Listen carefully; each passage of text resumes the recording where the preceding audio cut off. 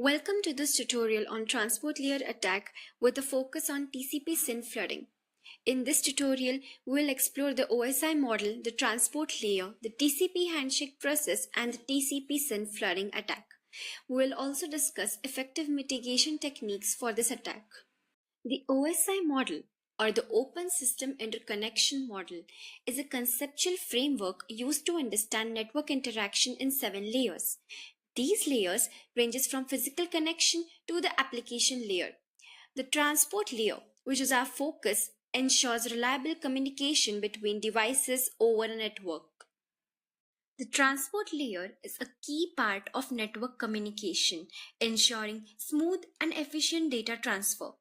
It enables end-to-end communication, making sure data is delivered completely while handling errors and controlling flow between devices. Two main protocols operate here: TCP, that is Transmission Control Protocol, and UDP, that is User Datagram Protocol, each serving different needs.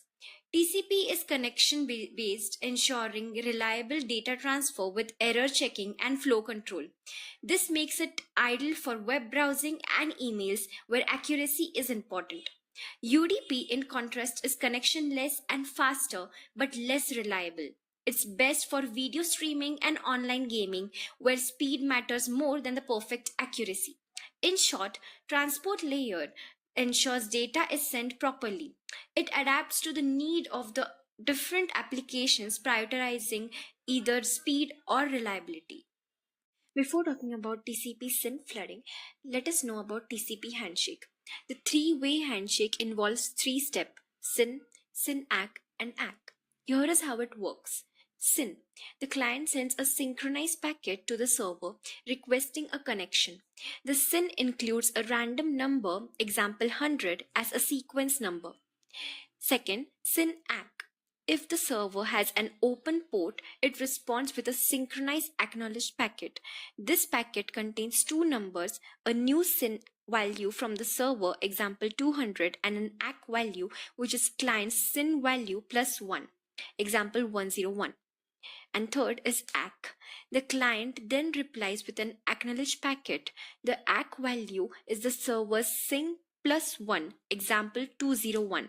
This confirms the connection, allowing the data transmission to begin. Each step ensures both the devices are synchronized and ready to communicate. Now, let us talk about TCP SYN flooding. A SYN flood attack is a type of denial of services or DDoS attack with the goal of making a server unavailable to real users. The process behind a SYN flood is both simple and harmful. An attacker sends a large number of SYN packets, which are the first step in setting up a connection to a server. Each of these requests uses up some of the server's resources. By sending too many requests, the attacker fills up all the available communication ports on the server. As a result, the server becomes slow or completely stops responding to real users.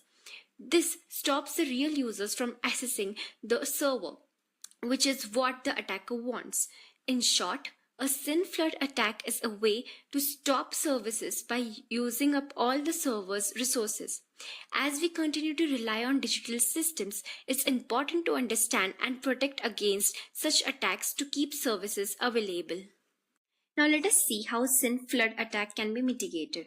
First, increasing the backlog queue. Each operating system has a limit on half-open connections.